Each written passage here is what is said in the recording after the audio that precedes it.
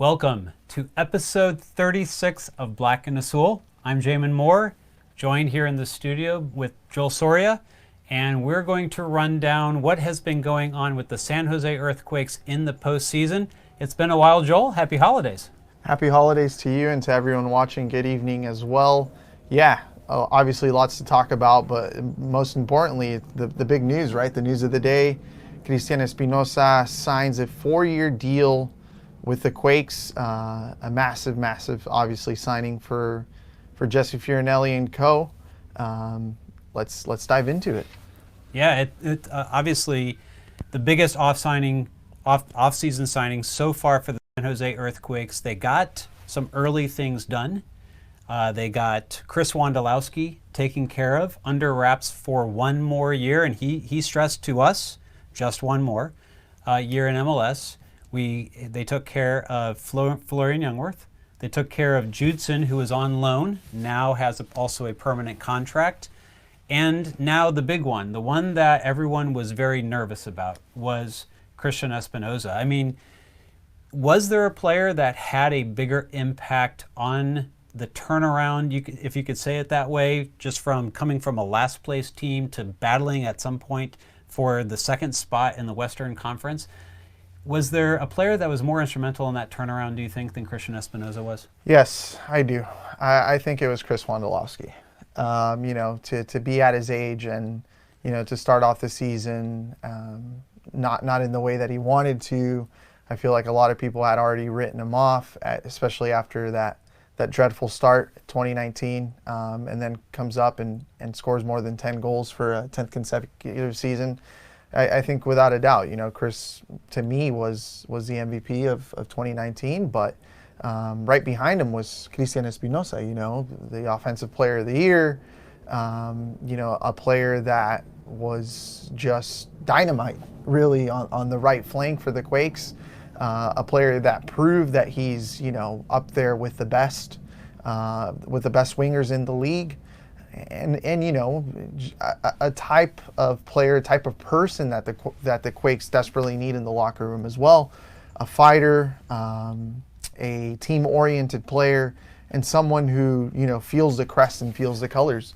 Someone who's going to obviously give the Quakes that edge that they had been dearly missing for many years. It's tough to argue with that, but one of the things to look at as well with that type of production from Chris Wondolowski, his best season since 2012 was the addition of Cristian Espinoza. It could have been, yeah. The reason for that was in the press release today. 6 of Wando's goals came from assists from Cristian Espinoza. Right. And much has already been made on Twitter about everything that Cristian's done for the team. He had 2 goals, probably should have had a few more even, had 13 assists in 2019.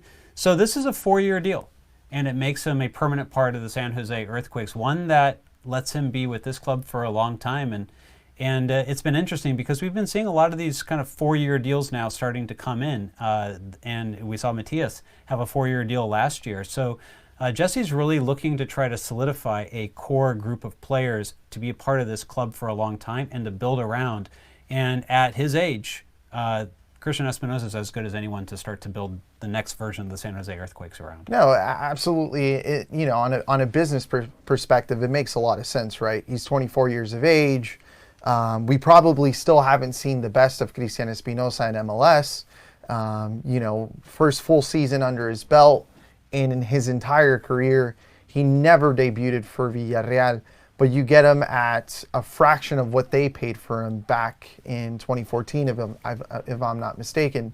The reported figures are around $3 million US, which, right, it pales in comparison to what other teams are spending, and we'll get into that just shortly. But, this is big for the Quakes, given the fact that they've always been, a frugal team, and right, they've been known for being, a frugal team.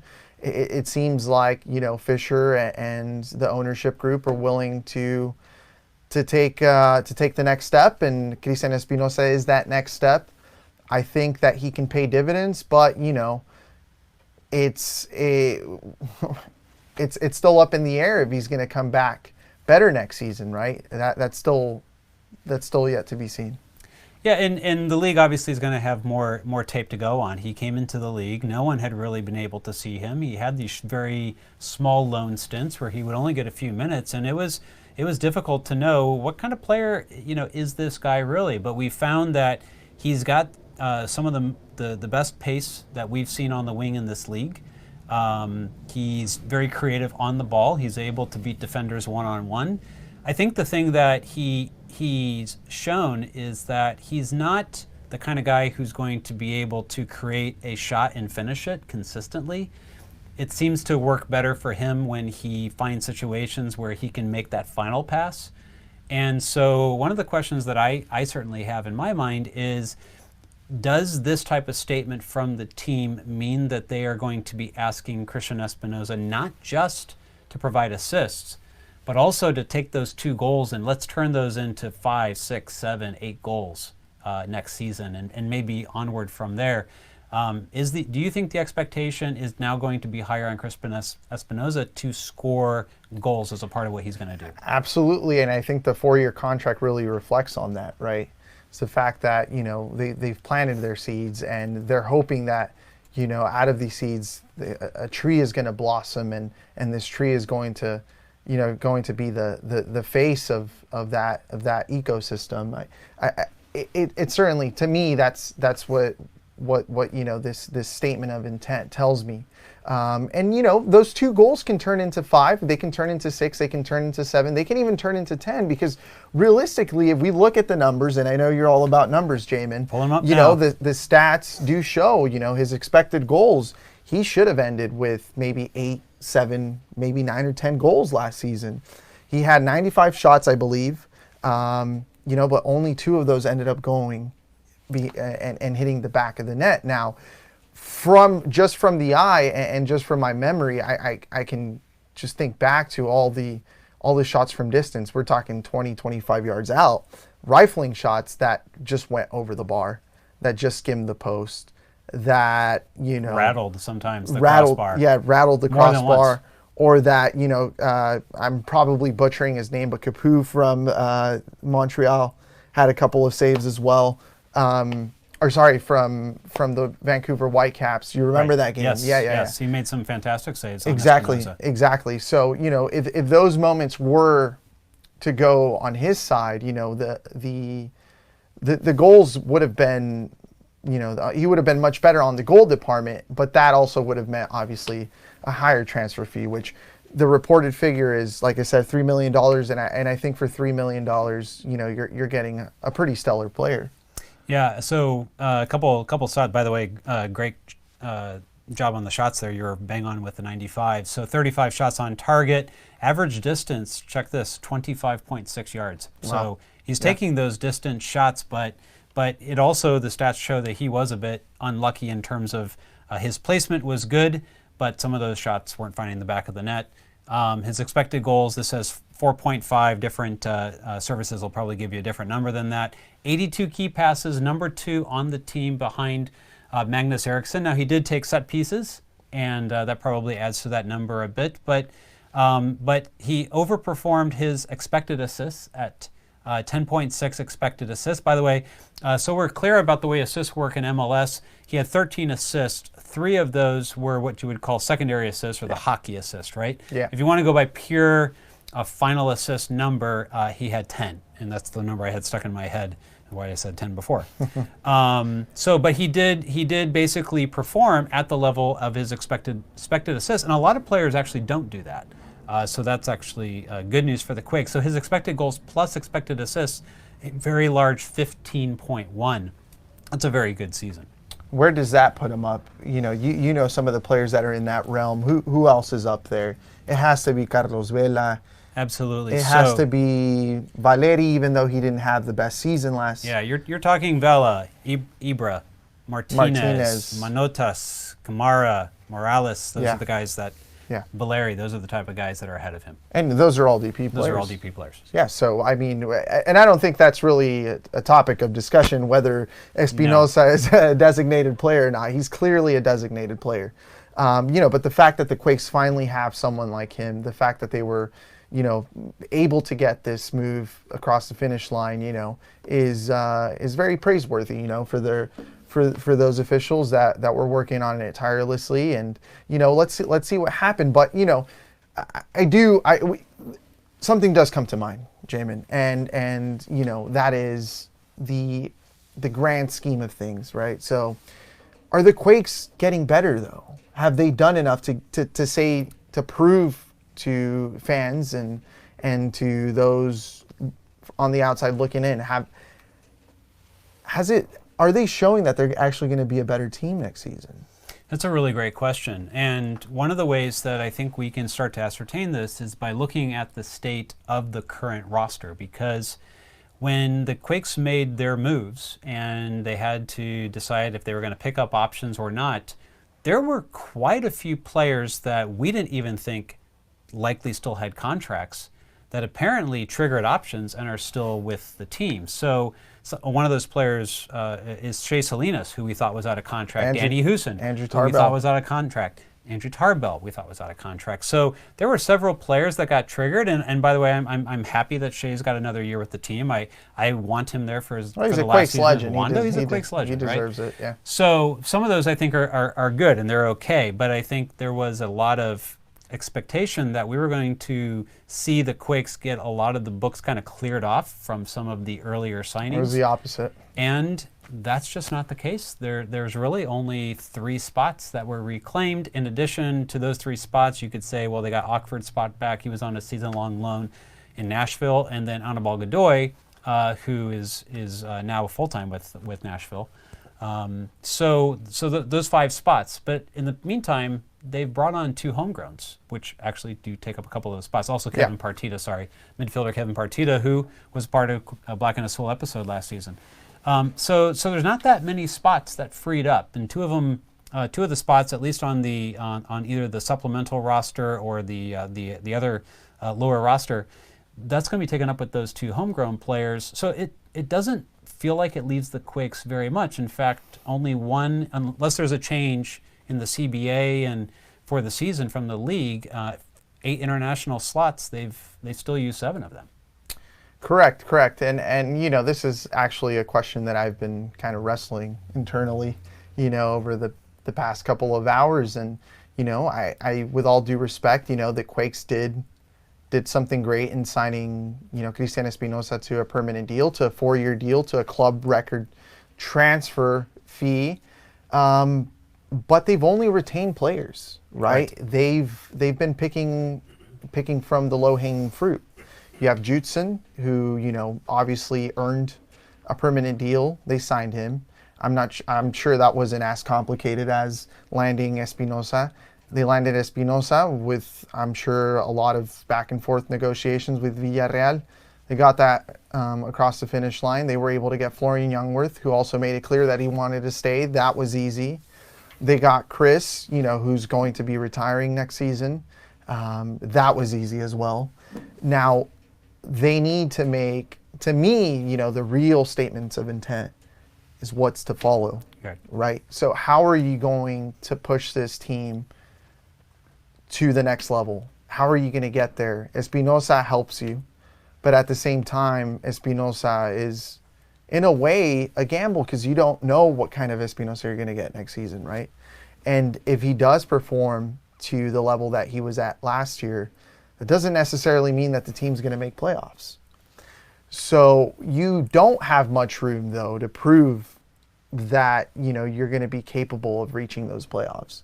It's just, it's something to think about. It's something to think about, and I think I think it's worth the time. It's worth thinking about, and it's worth really questioning the direction that this team is taking. Now, sure, they're getting younger, and they're showing that by acquiring young players that have a lot of upside, like Cristian Espinoza, Jutson being a few, and then you're also signing homegrowns, right? They made 2 crucial homegrown signings this offseason.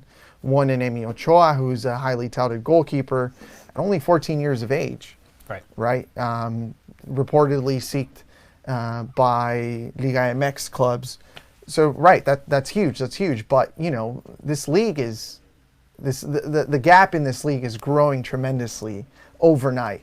You have teams like Inter Miami who are coming into the league, and they're bidding upwards of $20 million for Ezequiel Palacios from River Plate. Mm-hmm. You have Sporting Kansas City, who just a couple of hours ago, or less than 24 hours ago, about around there, spent a reported $9.5 million on Alan Pulido.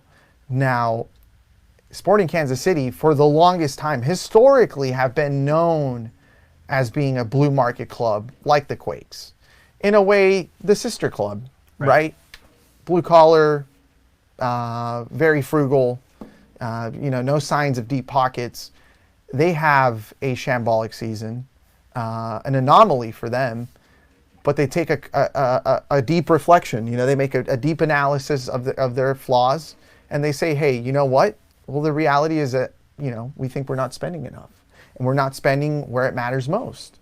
And for them, that is the number 9 position. Well, they bounce back by signing Pulido, so, it's just something to think about. The Quakes are doing, they're taking the right steps. But at least to me, I think it's all happening too slow.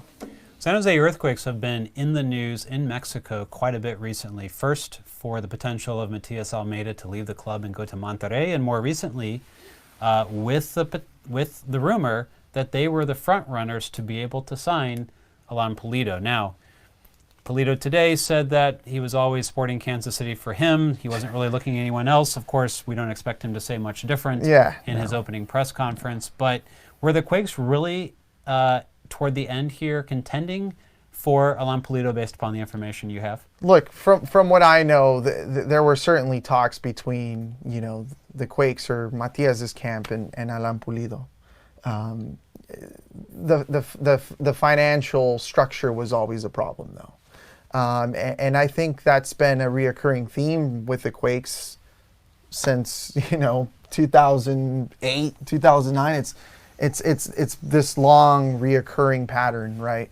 But yeah, they were, and I think that goes for most players that are coming from Mexico, specifically Chivas, and are looking for a move abroad, specifically in the U.S. and MLS. It didn't happen.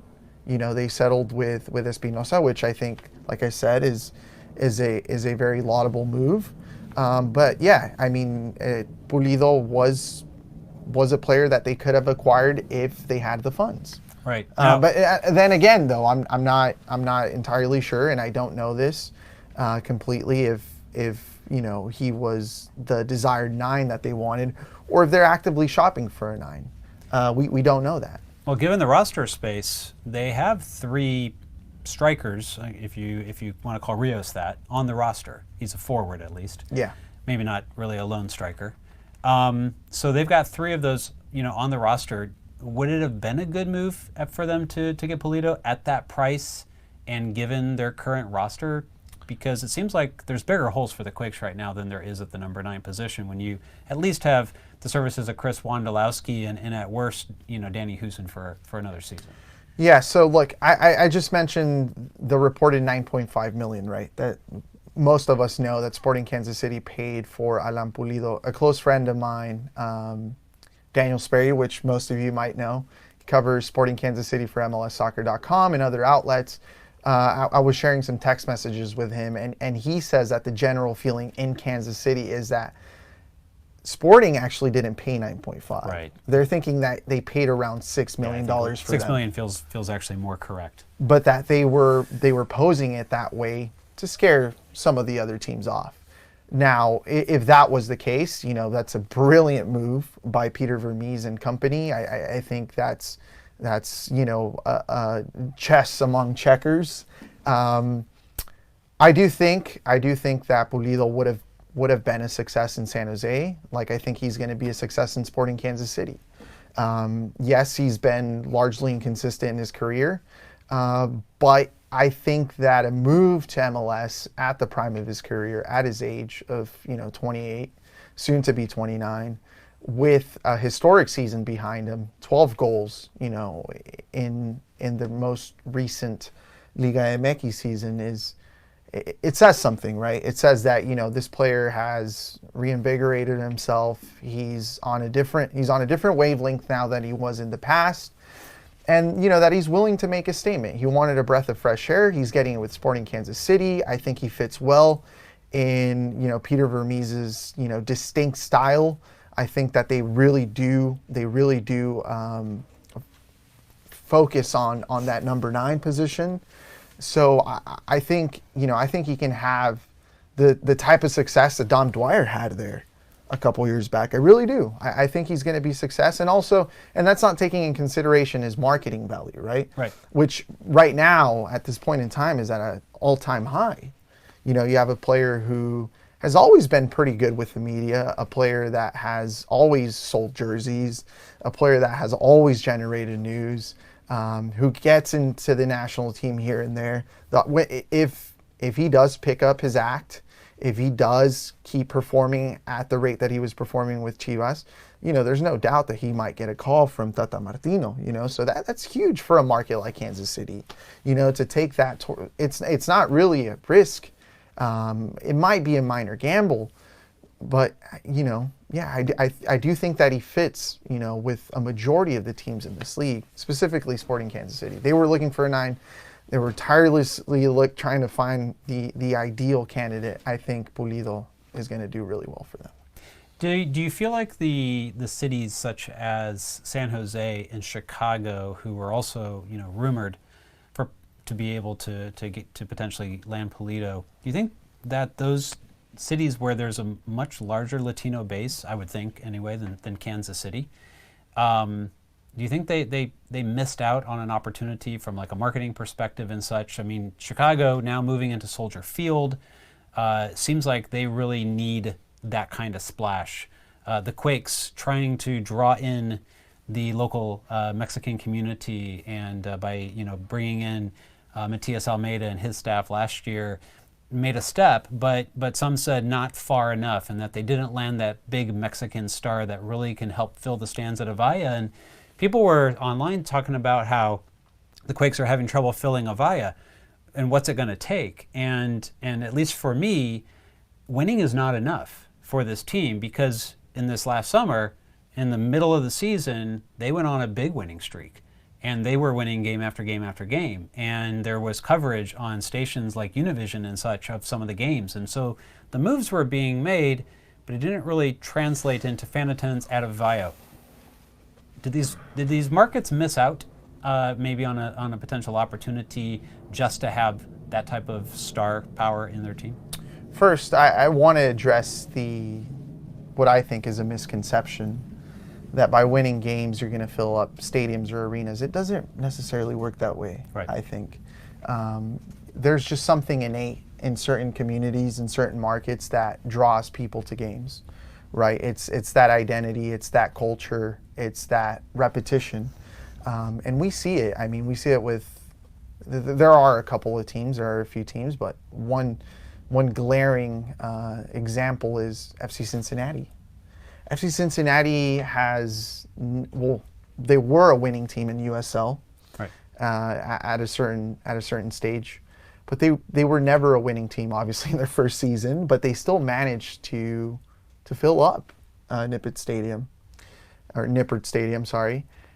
And, you know, like I said, they weren't winning. But to address your question, I think Pulido is the type of player who will bring, obviously, a pack of fans into the stadium, but he's not a world-renowned star, you know. So he's not a Chicharito per se, you know. He's not a Ibrahimovic, you know. He's not a Vela. So yes and no. I think you can argue both ways in that for that question. I think Chicago Fire are going to definitely go for bigger players than Pulido. You know, they have deeper pockets than Sporting Kansas City. They have more of a responsibility. They have tons of pressure on their shoulders now, given the fact that they do have to make a statement because, you know, they left Bridgeview. Right. And that was a huge move.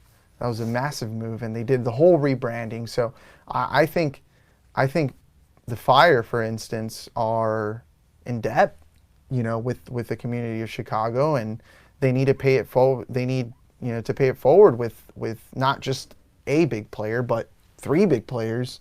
But yeah, I mean, Pulido he's a star, but in his own sense. You know, he's not, you know, he's no.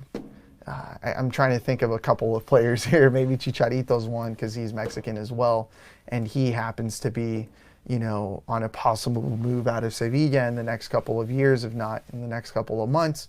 So I would say him, but yeah, not a huge miss.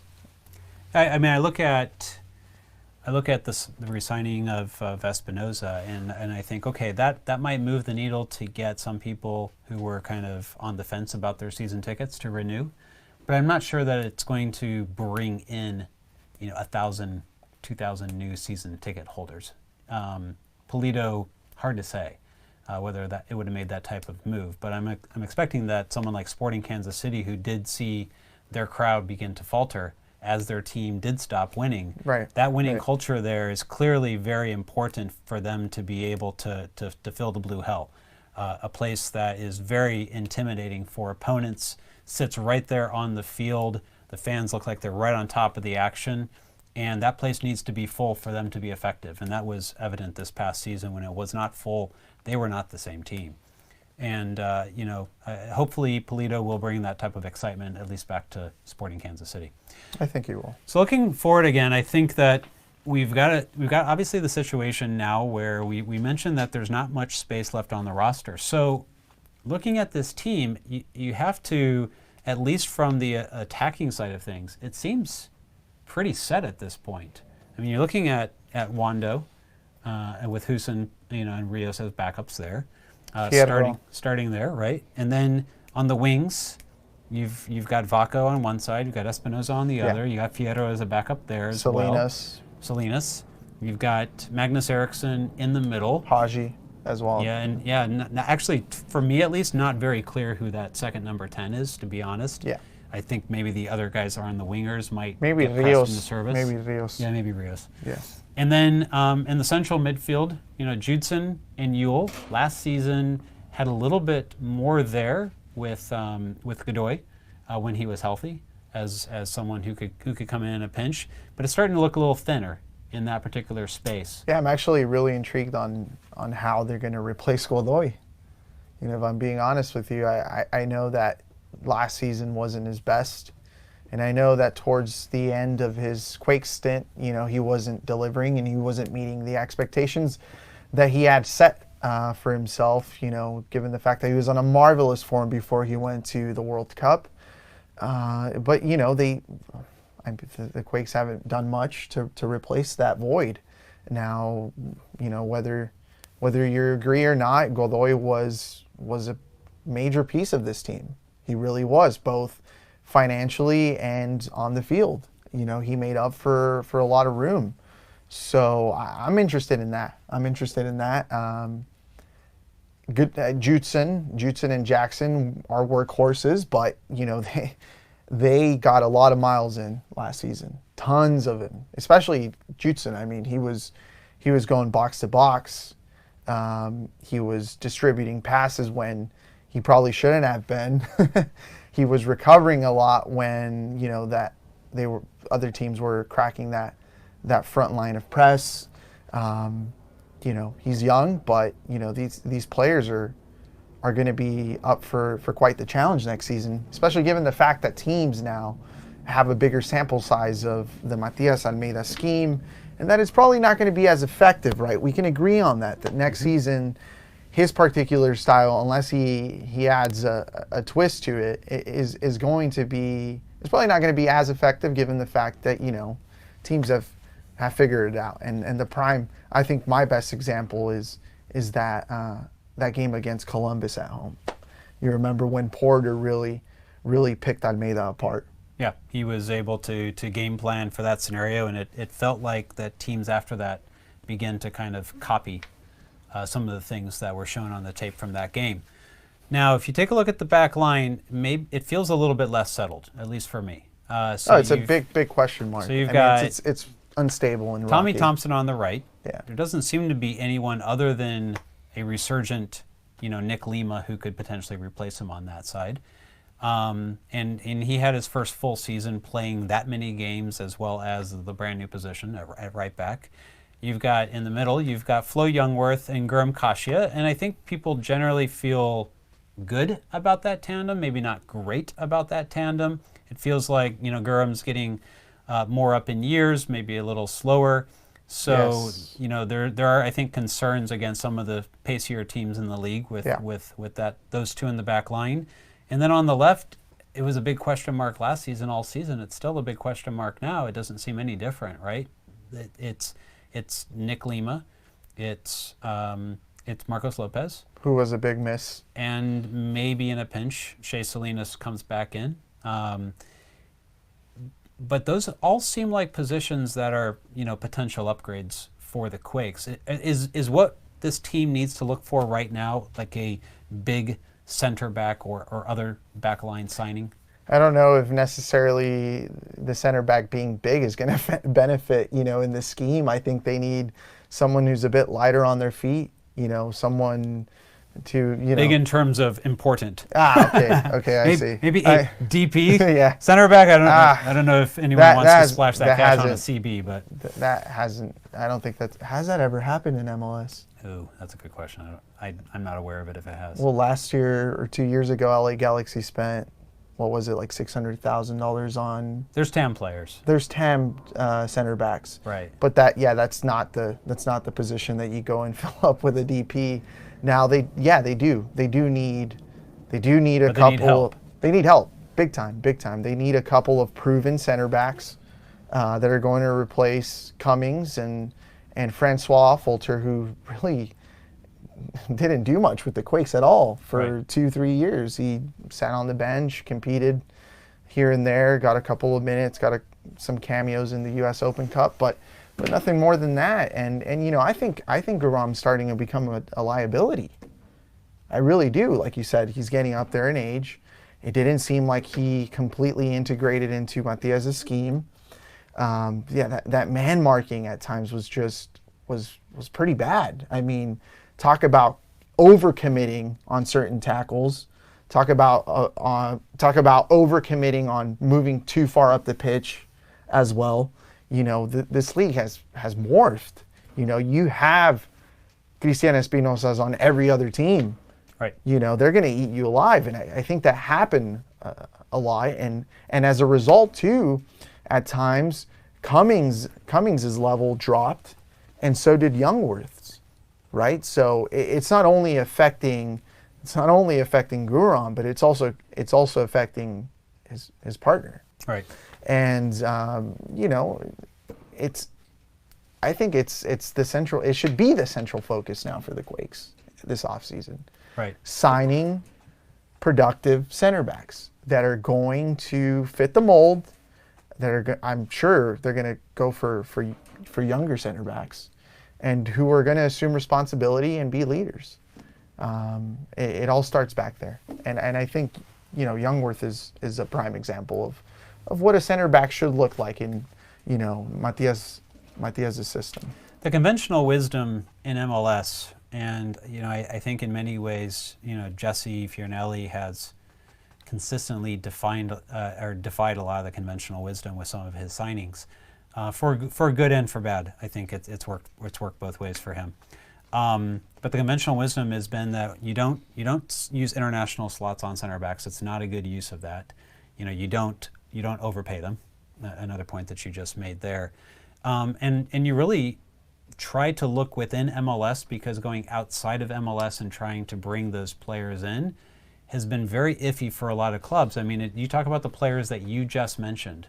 The two that are no longer with the club, the one that we probably would have the most concerns with coming into the season, they're all from outside of MLS. The Quakes have not, at least other than Jimmy Ockford, the Quakes have not really had a a center back that is from the U.S., maybe has spent significant time in MLS, if not from the U.S., and it feels like they've tried to go against that wisdom, and it really hasn't worked out. Is it time to look within MLS because they've already gone past these different draft windows and haven't taken anything? And obviously the super draft is still coming, but then you're talking about a college player right out of college. The Quakes have proven or have shown that they're allergic to intra-league moves for the past 4 years.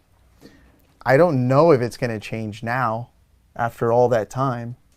I mean, I would assume that it's not, really. But I feel that's the way it should be. You know, I think you should go for players within the league, specifically to fill that back line, right? Because we always talk about MLS and how it's peculiar and how, you know, it stands out from other leagues. And I think it stands out the most in its defensive style.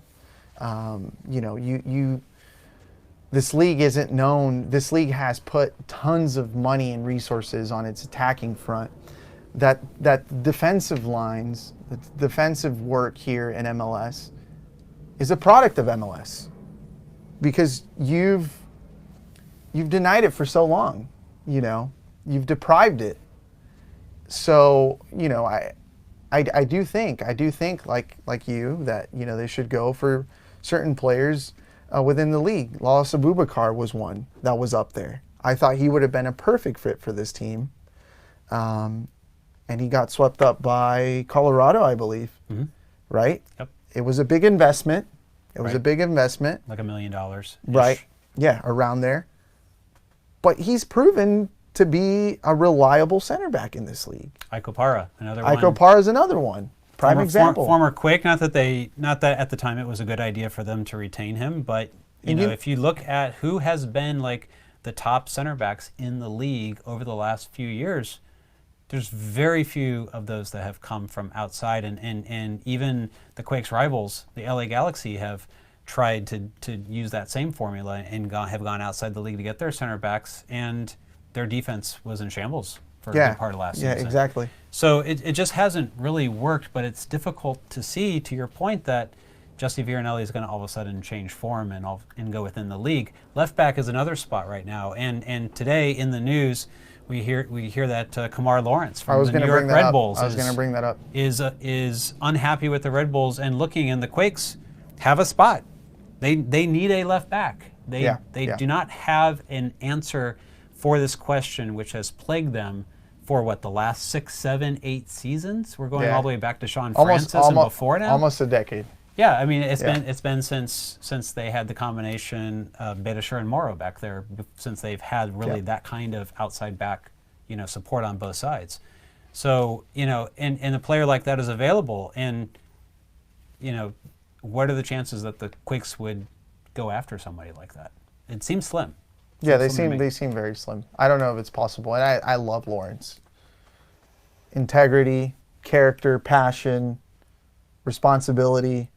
You know, I would urge the team to take a look at him. You know, they need a left back. Who knows how long Nick's going to be around for? Who knows if next year is going to work out for Nick as a whole? Right. You know, it was a very tough season for him last year, and you know, he must have opportunities to go elsewhere. Must have opportunities to go abroad. I've talked to him before. It was a couple years back, but you know, it's a dream of his to be in Europe. Yeah, he's been very forthcoming that he wants that at some point. At some point, and I think that I've said this before as well, but I said this in my Periscope, and I've always stood by this, but I think it's time for Nick to go. You know, he's 25 years of age. He's only getting older. He has reps in with the national team. You know, he's proven himself in the regular season. Last year wasn't good, but he does have the resume, and he must have some connections in Europe. Hold that thought, because I do want to come back, I think, to that type of question as to the Quakes are now stocking with a lot of homegrowns, And, I think there's a question as to whether they're setting themselves up to start selling players. But before we get there, there's one other roster question which is quite interesting, which is there's 5 goalkeepers. Now, one of those is a homegrown, obviously going to sit on probably the reserve roster. Yeah. The 14-year-old that they Ochoa. just signed, Emi Ochoa. Yeah. But you've got Matt Bersano. Last season went on a season-long loan to USL, so they were able to keep him off of the 30-man roster from that. It's Could be the case this season. and they picked up his option. Right. Which was a little shocking to me, to be honest. So, I mean, and maybe we need to dive deeper into that one, but you have JT Marcinkowski, homegrown, also spent the entire year at Reno, didn't get the playing time like he got a few games the year before. You've got Andrew Tarbell, who everyone thought was off the books, and also had somehow an option that triggered without playing a single game. How do you trigger an option? I have no idea how that contract is written. Was it an option? I thought that's what it said. I'm not going to go back and take a look at it again right now, but I believe it said his option was picked up, right, by the club, or it was triggered automatically. I'm not sure, and we would have to go back and check on that. But so that aside, obviously Daniel Vega, it's his spot to lose in the team, and without a doubt. And there's not going to be somebody new coming in and pushing him. So unless there's an injury or something like that, you can't expect the plan to be hardly any different. For a 35-year-old who came from NASL or USL, I thought he did pretty well. Oh, I thought he had a very, good season. He had a solid season. Compared to, I think, the expectations coming in. Right. I think he exceeded expectations. I think so as well. And I think in terms of like his metrics, he finished in the top half of the league. So, he earned a lot of points for the Quakes. Yeah, arguably had probably the best season in at least 4 or 5 years for a keeper out of a in this goalkeeper, team, right? Yeah, in the Quakes for sure. Yeah, David Bingham had one good season since John Bush. Really, just that one good season from David Bingham. So I think since then, probably the best season. Yeah, five goalkeepers though. That is it's a extremely lot. unusual. It's taking up a lot of roster. Extremely unusual from any team, and you can pick your league. That just doesn't happen. So is there a way out of this? That doesn't happen. Is there a way that they start the season, either through loans to Reno or other clubs or getting somebody off the books? We were talking about this, Jamon, and I think there's a couple of ways, right? They can exercise the one buyout that they have, right? They can sign off Tarbell and pay him his money and tell him to pack his bags and go. They can loan Bersano or JT to Reno. Right. JT, because he's a homegrown, almost doesn't make sense from a roster construction perspective to loan. That's true. That is very true. And it might be that JT might be second to Vega this season. Maybe they feel that he's also coming of age, to step in and be a reliable second string goalkeeper, which I think he's on the cusp of being that player, right? Also, he has the Olympics coming up. Yes, he has. So he's at this point, I would say, expected to be probably the starting goalkeeper for the U23s for Olympic qualifying. You can't have him rotting the bench, especially not at this point of his career. Maybe that's why they felt they needed to. I mean, they probably saw an opportunity with Emi Ochoa to get him before Liga MX team snapped him up. Right. So right. I think that's why they did that. And that's probably more on the selling so it's possible methodology, right? Possible they chose to keep the other goalkeepers that they had because they're expecting JT to spend a considerable amount of time away from the team. Is that potentially what we're looking at here? I think so, but I mean, I don't want to assume. I'm not entirely sure, but yes, having 5 goalkeepers is abnormal. I'm sure they're going to address it because they can't continue. They can't start the season with 5 goalkeepers. I mean, that's just not customary at all. I don't think they're going to be 5 on the main roster. There's going to at least be a loan in there or something. Yeah, they have to shed a couple of those off.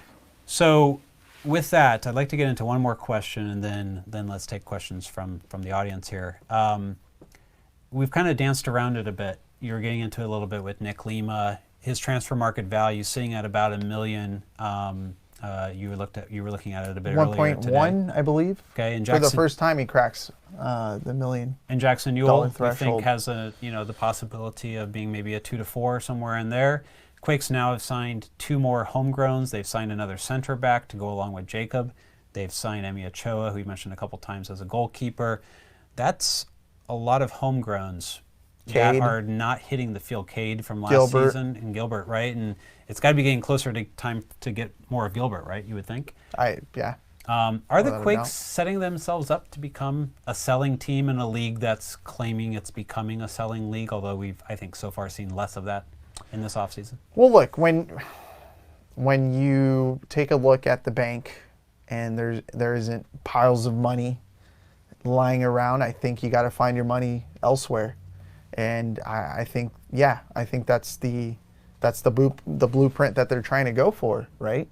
Is investing in their youth, investing in the youth structure completely in scouting, making sure that they're really tapping and exploiting this Northern California youth market and picking up the best, picking up those players that have gained interest from clubs abroad or even from clubs here in the States, landing them, and then obviously developing them with a great coaching staff that they do have, and then potentially shipping them off in the future, although there is a big gap in age, right?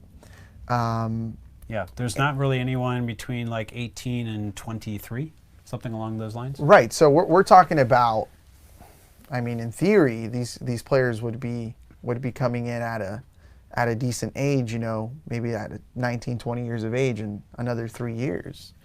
That's a large gap, and I'm sure they're gonna keep signing youngsters as the time goes on, and they're only going to be younger as well. So it seems to me like they're really banking, on the future, and obviously, but that doesn't necessarily mean that Almeida or Fiorinelli are going to be around, right? Because we're talking about potentially 3 to 4 or 5 3 year to window. 4 5 year, 3 to 4 5 years down the road. I mean, Matias has a contract for 4 years. Who knows what's going to happen after 4 years? Right. Who knows if he's going to even make it to 4 years, right? Yeah. So it's interesting. It's interesting to me, but yes, they I'm sure they're trying to become a selling team. We saw Vancouver do that a little bit with Alphonso Davies. We saw, when these deals come to fruition, it leaves behind a good feeling, and it also thickens the pocket. Yep. But no one has really proven, at least within the league, that they're a consistent selling team. Right. So we have yet to see that model completely, and no one has proven that becoming a selling team in North America is going to make up to the rapid rate at which the league is growing at. Right. So I still think that even if you do become a decent selling team, you're still going to be 75% behind the rest of, the top echelon teams. They're just moving at light years, while these other teams are moving, on I guess on a yearly calendar. It's Something much slower than a light year. yeah. I mean, it's perplexing, really. It really is. So shout out to Charles, who is traveling this week and unable to join us, and also Alex Morgan, who's a bit under the weather. He said he would try to join us. If you're watching, Alex, I hope you're feeling better. We got some great questions here. As Charles would say if he was here, the fans are the lifeblood or the heartbeat, whichever metaphor he wants to use that week of the show, and you definitely are. We've got a lot going on here, and there's a great question right off the bat from Alicio Sandoval I'd like to hit on that I thought about today, which was the try before you buy model that Jesse seems to be implementing in San Jose. Do you think that the next phases will be brought in on loans as well? Is this a model that we're seeing kind of work for the San Jose Earthquakes to bring in these players and have this kind of try before you buy? And might we see a new center back or a new left back come in this type of loan situation? It's been a coin flip. It's been a complete coin flip. I mean, you don't have to look that far back. Think Jefferson Quintana. He was a highly touted Uruguayan center back from Peñarol. He comes in, and he didn't live up to the expectations. Now, obviously, there's that safety net, right? Mm-hmm. You get him on a loan, ship him back, wash your hands, you move on. I think, I think that's a great point. I think we might see that again. Maybe this offseason. I'm not sure. I can't answer that question completely because I'm not aware of what other negotiations are active at the moment. But, you know, the track record shows that Jesse Fiornelli and company tend to lean on loans at times, and it's completely normal. I mean, it's a mechanism that they have at their feet. Why not use it? But it's obviously, I don't think it's more beneficial or less beneficial than signing a player on a permanent deal per se. Brian and Eric Santiago, the legend that is Eric Santiago. Super thank fan. you for joining the show. Absolutely. So they both were talking about the roster, the fact that the Quakes have really only added the 2 homegrowns, and will Jesse look in MLS for players this offseason for the first time? I think we've talked about that. Marcelo Barriga says, do you guys believe that Fierro and Rios have significant possible upside to make a big difference without signing anyone else? Keeping in mind now that they have the full offseason with the team to be able to integrate from the very beginning of the season, is it possible we've written off these guys too early? It's possible, but Fierro was coming in, you know, with 3 terrible seasons behind him. And it's really hard for me to think that, you know, Fierro is going to come back stronger, faster, and determined, you know, to change his play. He's a player that's had like the lengthiest offseason that a player has ever taken, you know, in quite some time, at least that has played for the Quakes. Talk about having, you know, that Liga MX break in the summer and now having a 3 or 4 months of inactivity.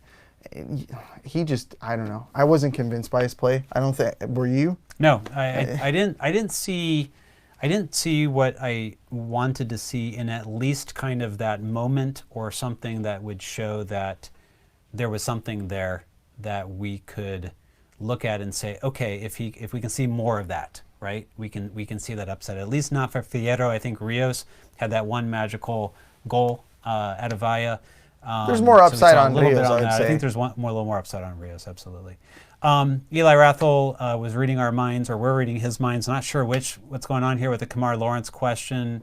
Should the Quakes go for Kamar Lawrence? We talked about that. Ren 1018, I think maybe our most avid supporter on these shows, mentioned that we need a left back. Yeah, absolutely. We're with you. I don't think there's an answer there. Eric Santiago brought up one of our homegrowns, Cade Cowell.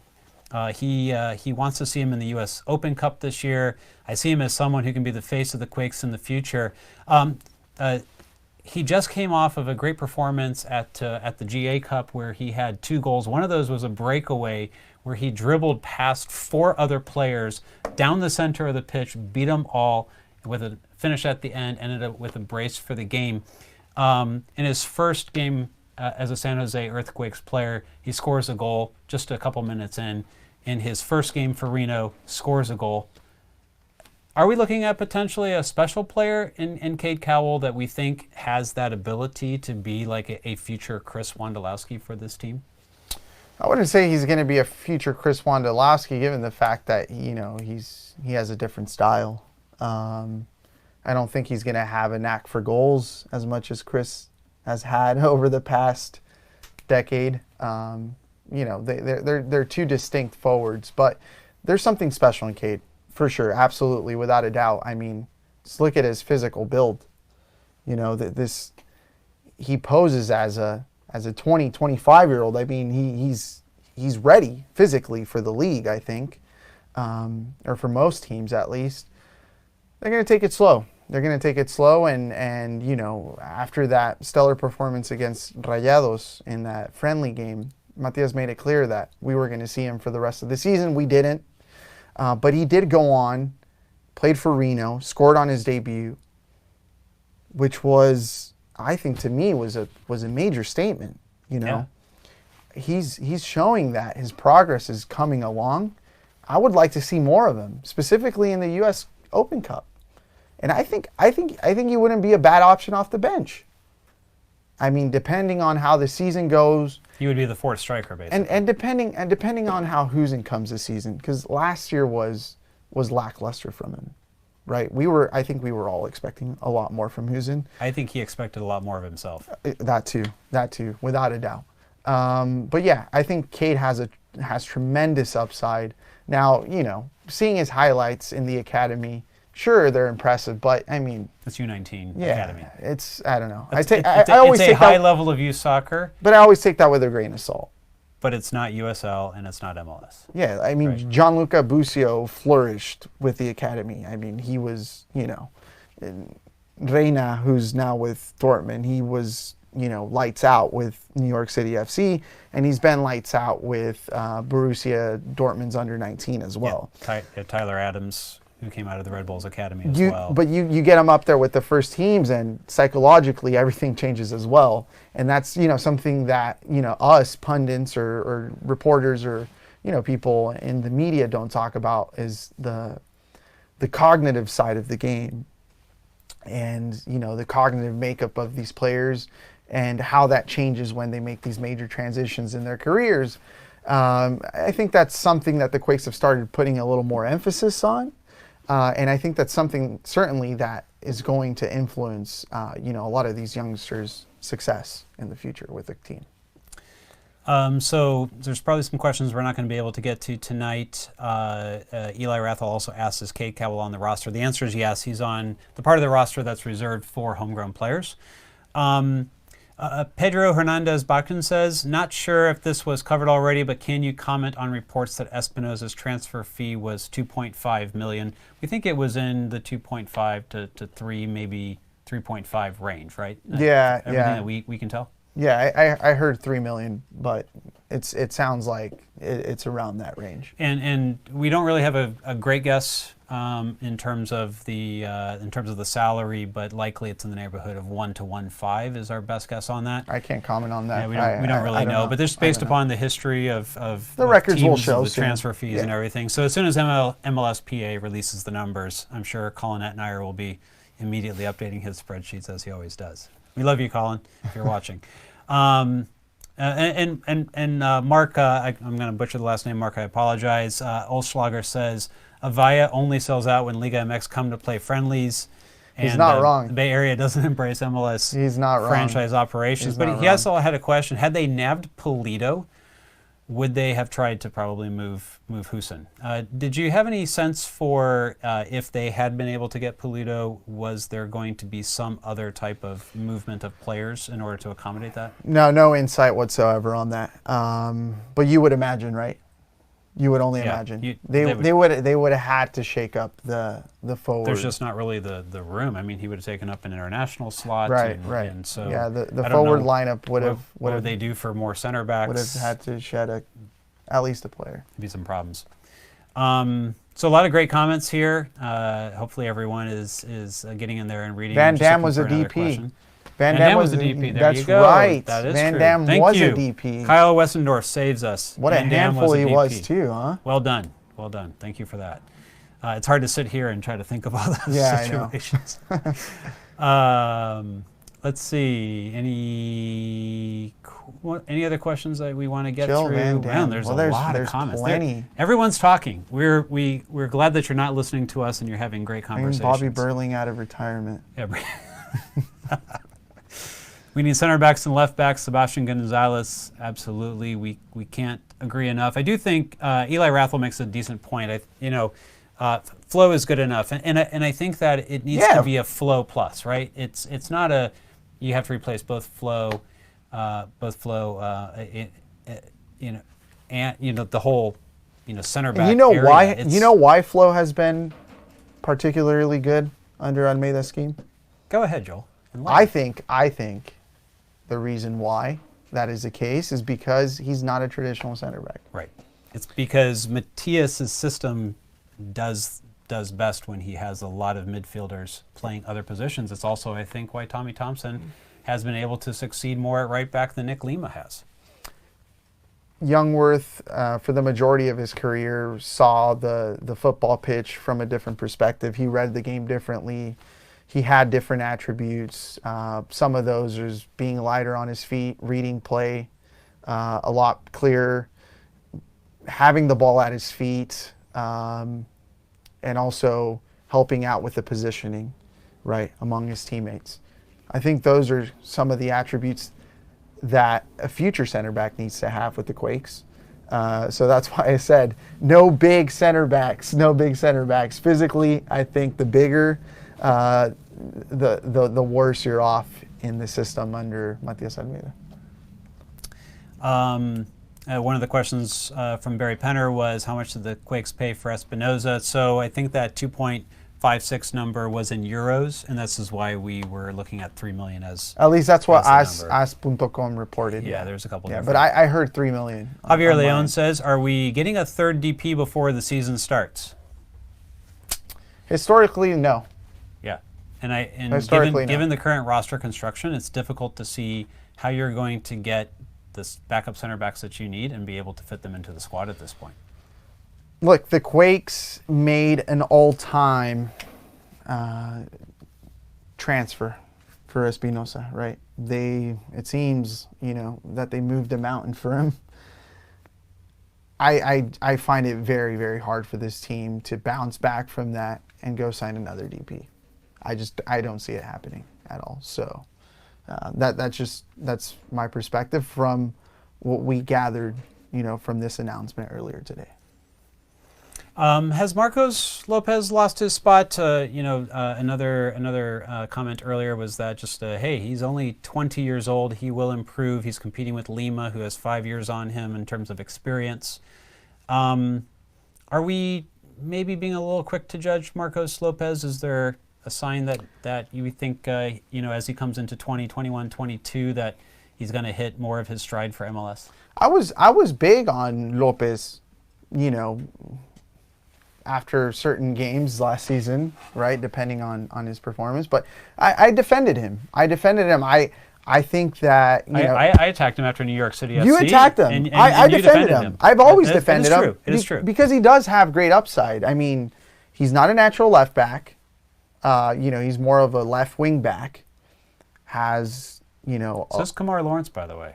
Yeah, you're right. But see, now that I'm thinking about it, why would they invest in Kamar Lawrence if they have Marcos Lopez?